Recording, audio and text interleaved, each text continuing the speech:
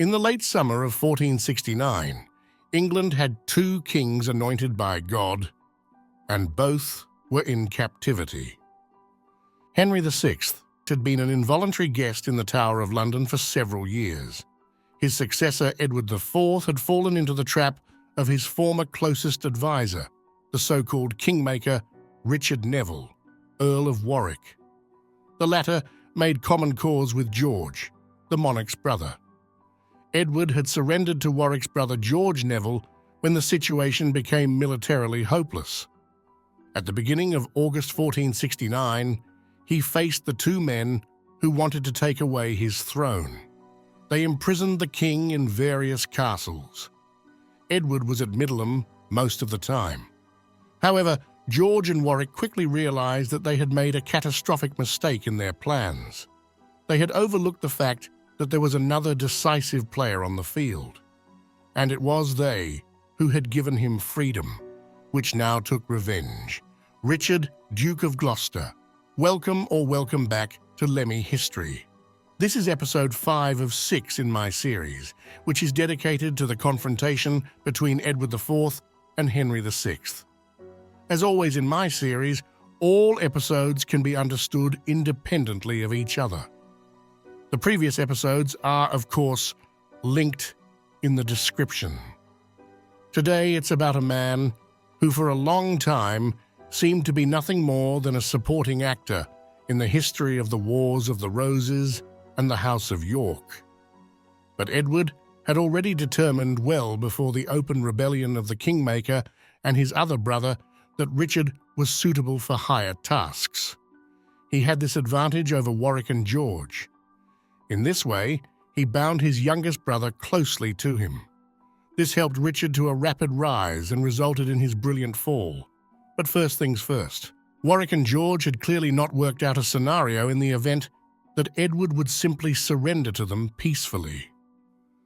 The preparations for a concrete deposition of the monarch were inadequate. The documents of the rebels compared Edward to the three kings who had lost office: Edward II, Richard II, and Henry VI. The Milanese ambassador also reported on the French court, which Warwick Edward wanted to brand as illegitimate. He was not the son of Richard of York, but the product of an affair between Cecily Neville and an archer named Blaeborn. George is therefore the rightful king. Although this claim was also spread in England, it found little resonance. Warwick's own propaganda had praised Edward as a legitimate son 10 years earlier in order to set him apart from the Lancaster heir. People wondered if he had lied then or if he was doing it now. The only discernible effect was that Cecily Neville showed no public support for the kingmaker and her son. Her honor was dragged through the mud, and she reacted accordingly.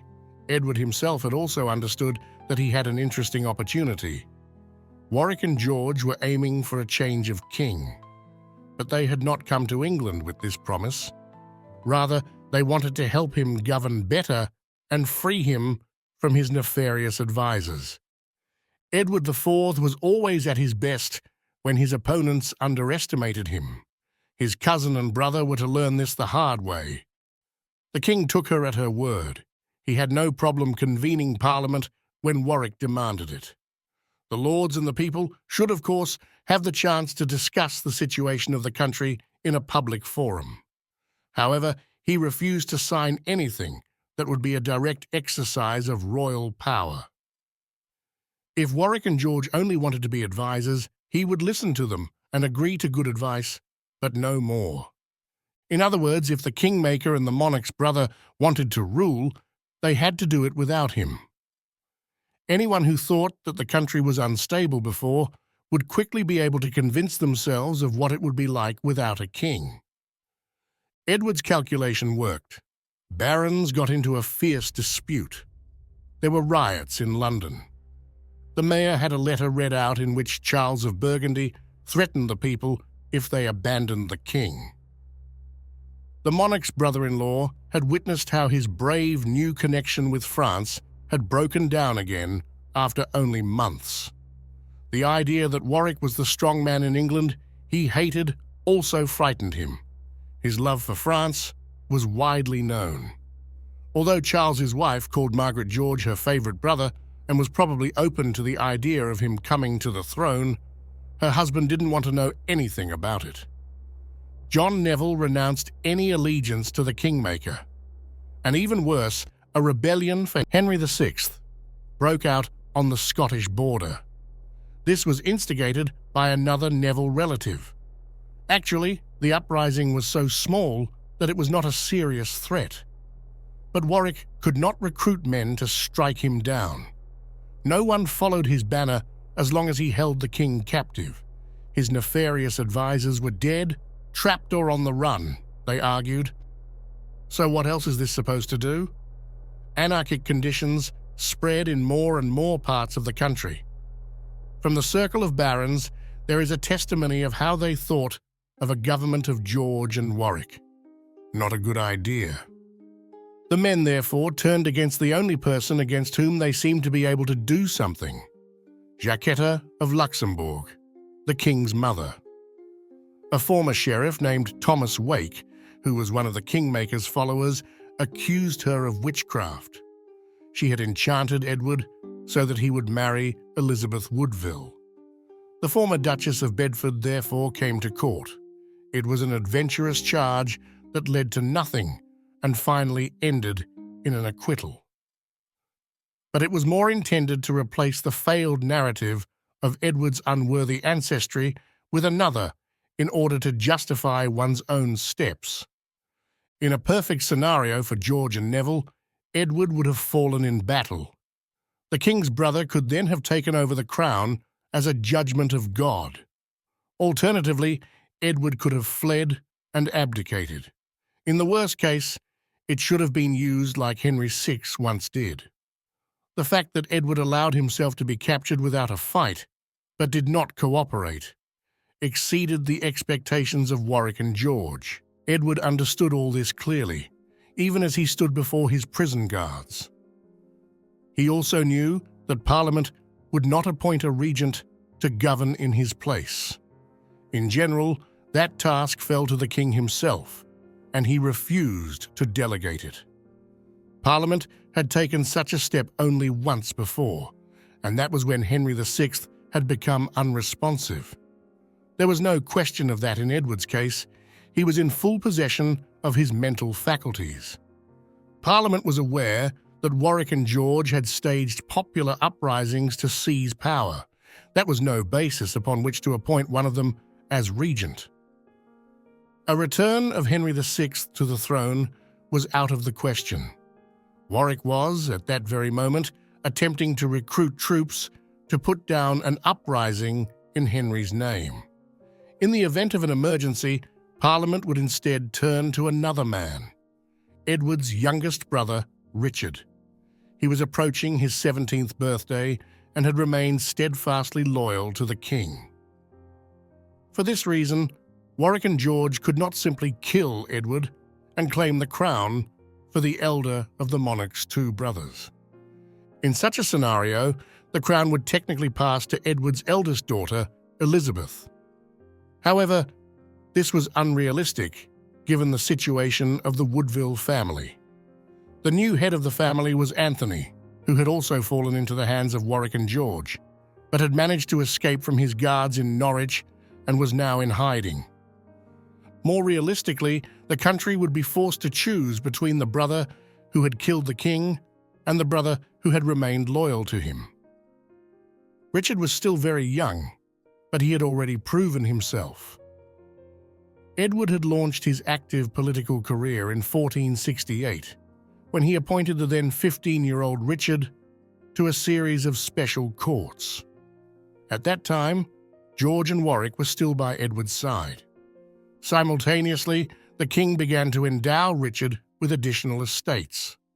However, Richard's most important role up to that point came during the treason trial of Sir Thomas Hungerford and Henry Courtenay. The two were accused of conspiring against the king on behalf of Margaret of Anjou. Warwick and the Queen's father were also part of the court, but Richard, as the royal prince, played a central role. Just 2 months after his 16th birthday, Richard delivered the harshest sentence against the two defendants, without batting an eye. His personality began to reveal itself during this period. Heralds acting in his name were strictly forbidden from speaking ill of people or places. They were also required to report any of their colleagues who did so. Richard declared that he would personally punish them in the manner they deserved. Warwick and George had initiated a judicial review of a verdict delivered by one of Richard's judges. The Duke of Gloucester allowed the process to continue even after the two men lost power, demonstrating his personal commitment to justice. Much of Richard's seemingly contradictory nature was already evident at this stage. He did not shy away from violence when he deemed it necessary, yet he demanded ideals of chivalry even in the language used by his subordinates. Edward therefore spent more and more time with his brother, whom he saw as tough but worthy. Fear was alien to Richard. When the king asked Richard to accompany him against the rebels in the summer of 1469, he dropped everything to stand by his side. However, he quickly realized he lacked the funds to equip himself and sent a pleading letter to a subordinate asking for a loan. In other words, Richard fulfilled the high expectations that Edward had once placed in George. Accordingly, the king increasingly relied on his youngest brother. They spent most of 1469 together until Edward's capture. At that moment, Richard was at the king's side. We can only reconstruct what happened next from the sources, since the Duke of Gloucester becomes difficult to trace during Edward's captivity. Warwick and George apparently let Richard and Hastings go without resistance. They either underestimated Richard as a threat or even believed he might be on their side. What they did not know was that Richard carried a letter from Edward authorizing him to raise troops in the king's name. The monarch's brother and his closest friend immediately set to work. Where Warwick had failed, they succeeded. Thousands of men rallied to their cause. Meanwhile, the uprising in the north continued. Faced with this situation, Warwick and George were forced to pull the emergency brake.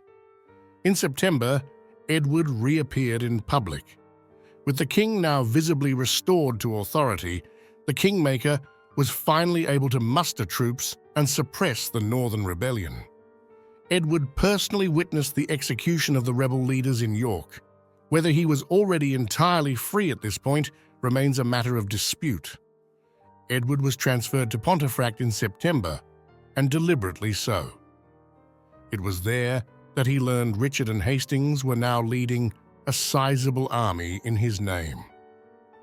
The situation for Warwick and George had now become not only untenable, but life-threatening.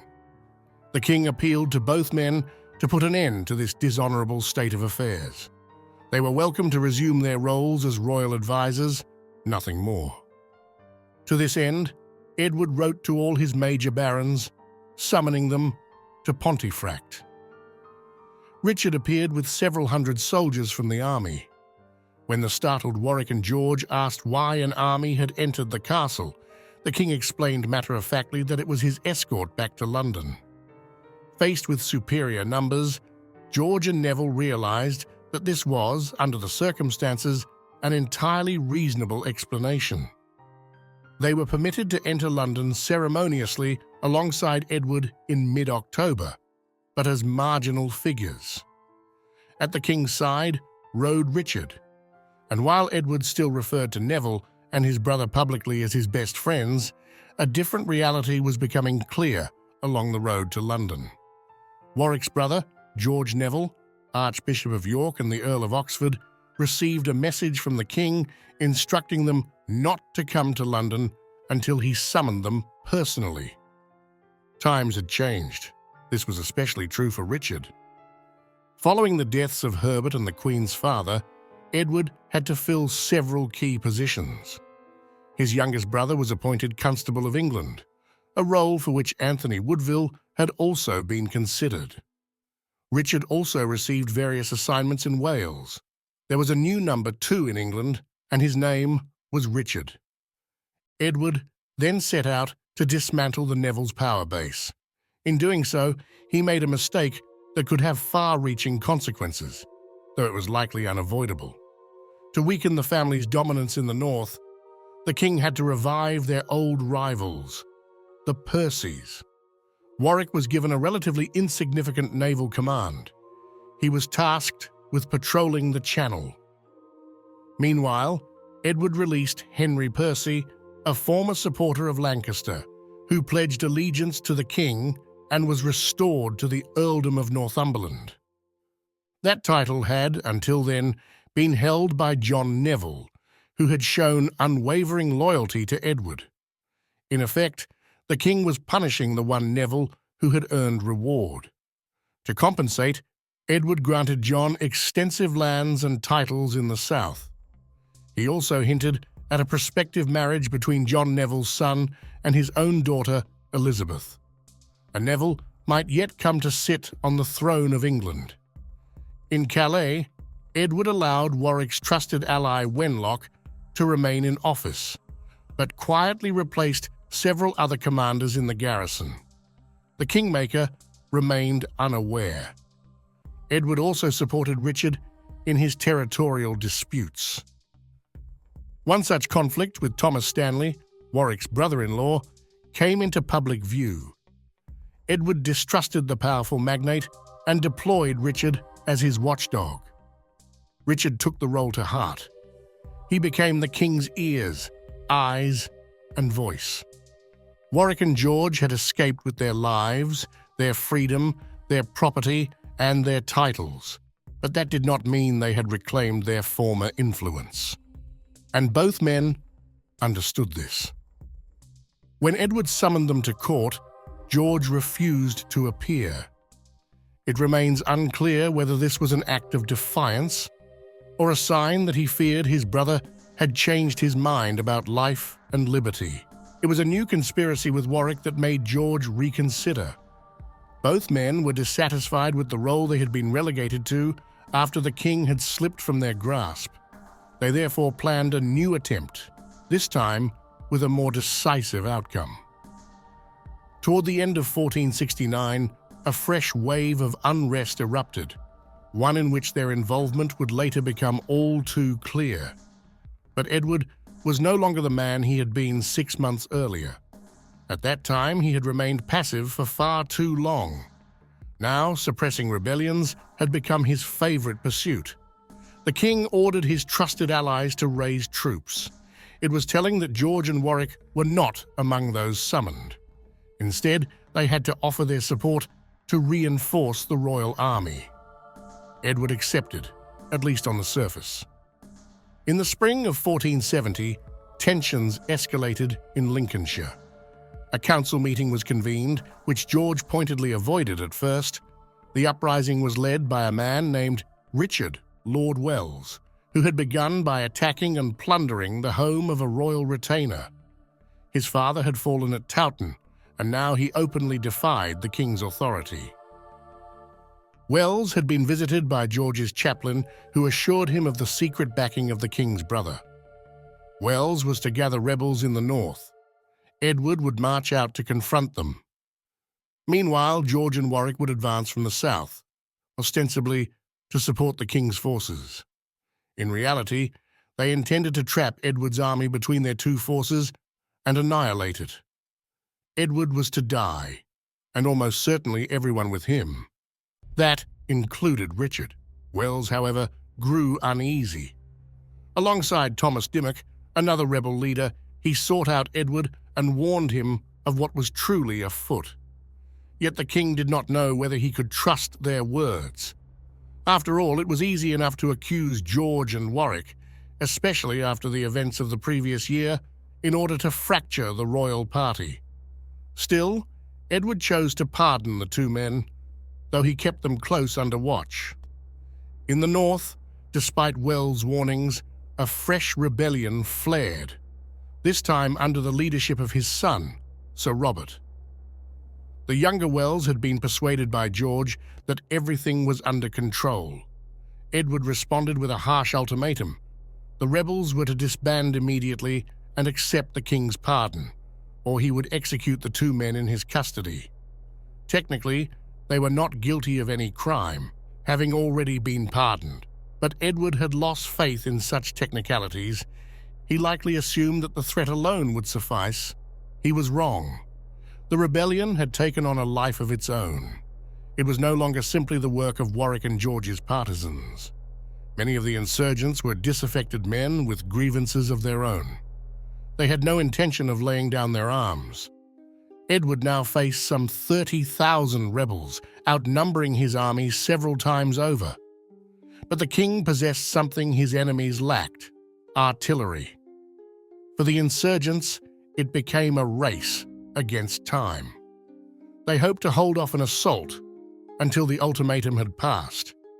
In the meantime, they expected Warwick and George to arrive and attack Edward from the rear.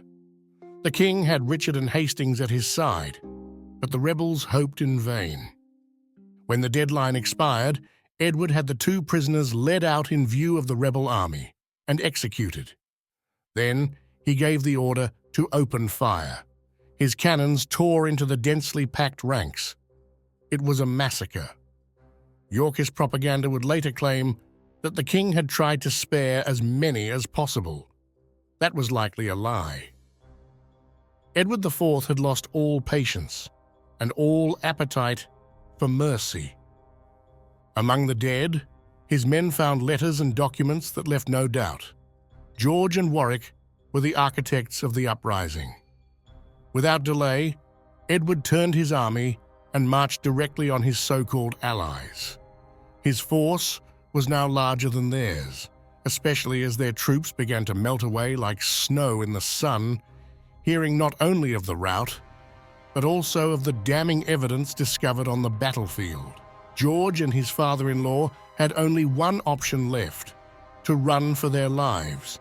That they managed to keep them was due solely to Edward's army being unfit for an immediate pursuit to the coast. His troops needed to pause and resupply. This brief window allowed Warwick, George, their families, and their senior commanders to flee. Isabel Neville was heavily pregnant during the escape. Most of the troops who had followed them were not so fortunate. Edward's army caught and crushed them.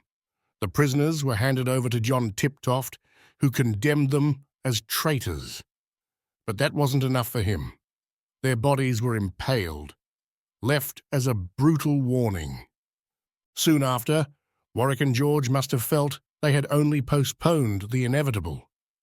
Calais, long their stronghold, was to be their refuge.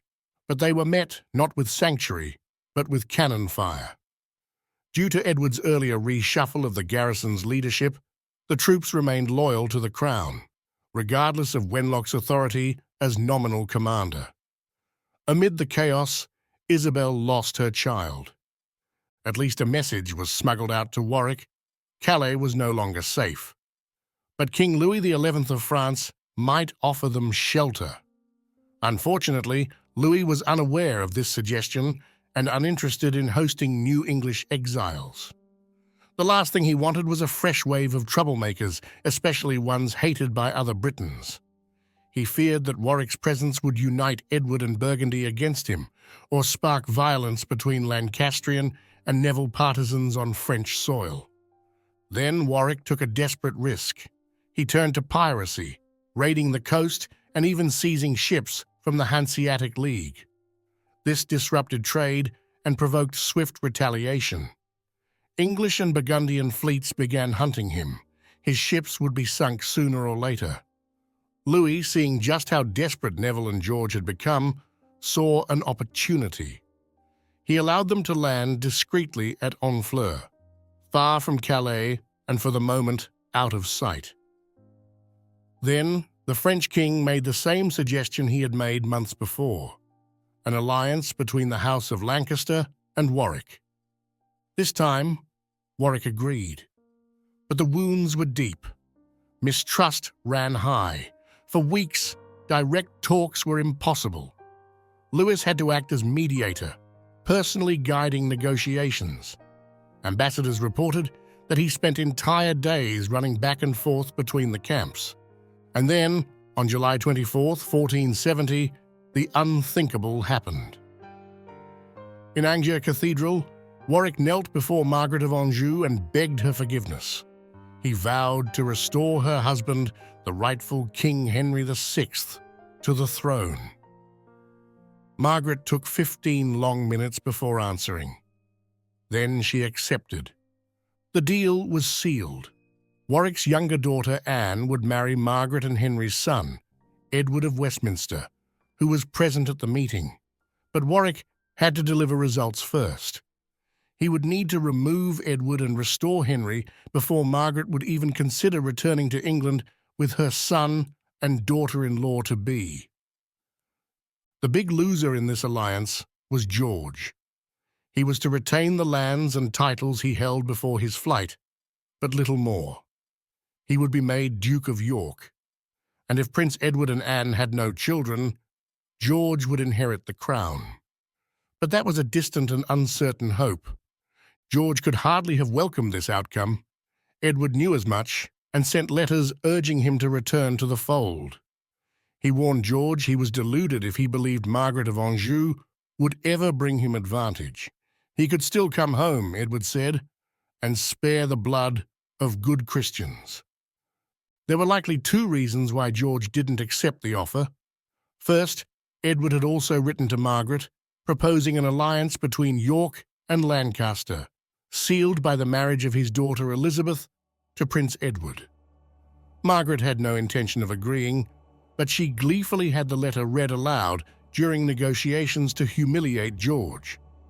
Second, it was announced that Queen Elizabeth Woodville was pregnant again. Her child was expected in the fall, and it might be a boy. Suddenly, George faced the prospect of being pushed even further down the line of succession. But the same news also helped bring the Lancastrians to the table. Time was running out. For now, the new alliance held. All parties were agreed. Henry VI must once again wear the crown of England. And with that, we return to the second main character of this series, whom we last saw at length in episode 3. Henry. By all accounts, life in the Tower of London was not too harsh for the former king. One sympathetic biography paints a bleak picture, claiming he suffered in miserable conditions, even going hungry at times.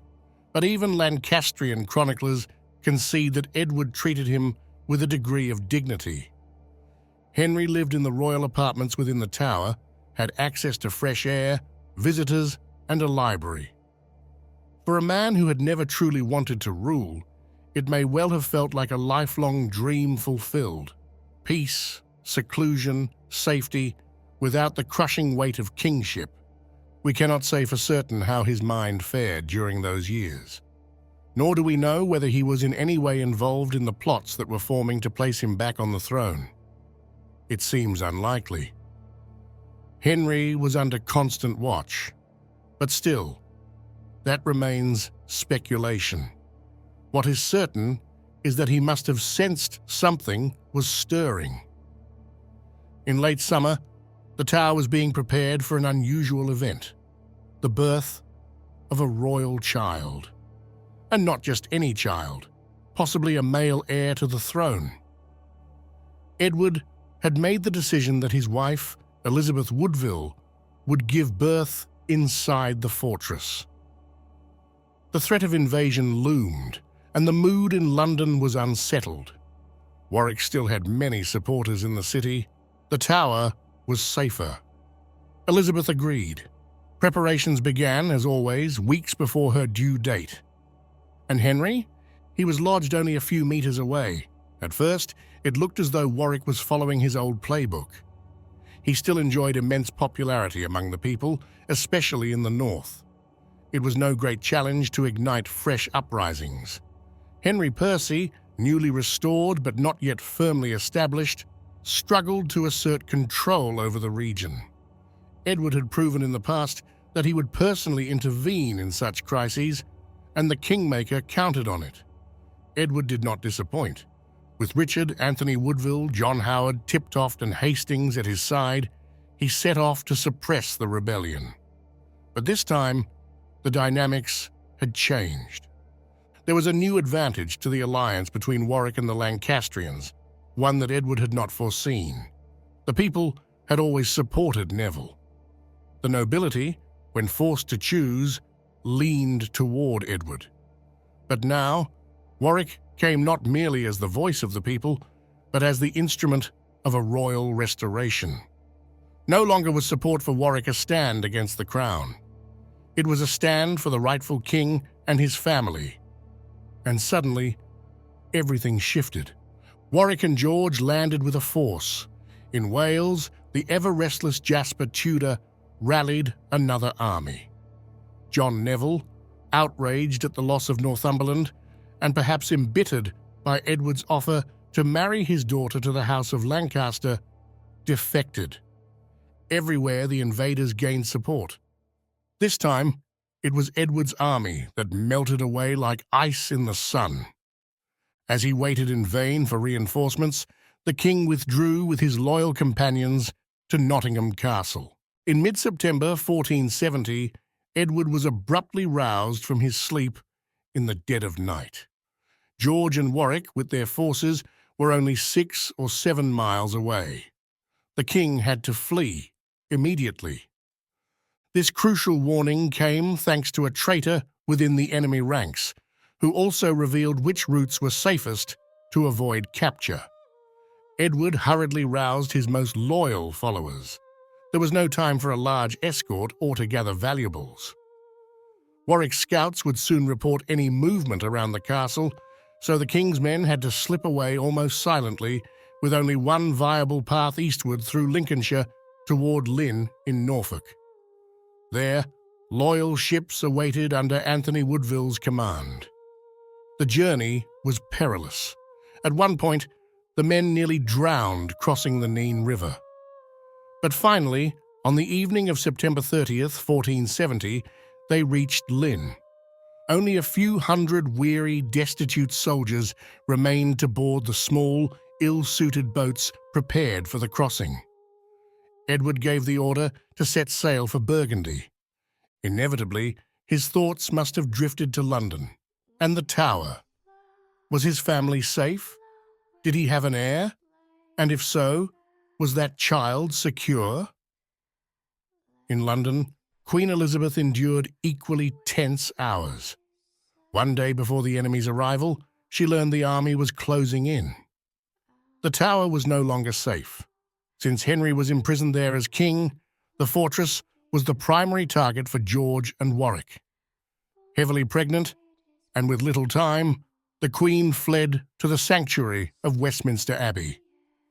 After a brief resistance, the Tower surrendered to the Lancastrian forces. Warwick and George swiftly entered the royal quarters, knelt before Henry, and swore allegiance to him.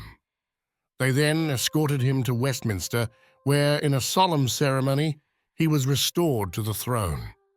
Just a month and a half before his 49th birthday, Henry of Lancaster was once again King of England, though, as Paul Murray Kendall aptly noted, a rule in a Neville costume. For Yorkist supporters, the situation was dire. How was the penniless, isolated Edward, barely able to rally any followers, supposed to turn the tide? Especially when Charles of Burgundy suddenly declared neutrality, unwilling to back the losing side. This uncertainty also troubled a man some 1,000 miles away in Florence. Lorenzo de' Medici had just taken over his family's banking business, and now faced the risk that enormous loans to Edward might never be repaid. Thanks for watching. As always, I look forward to your likes and subscriptions.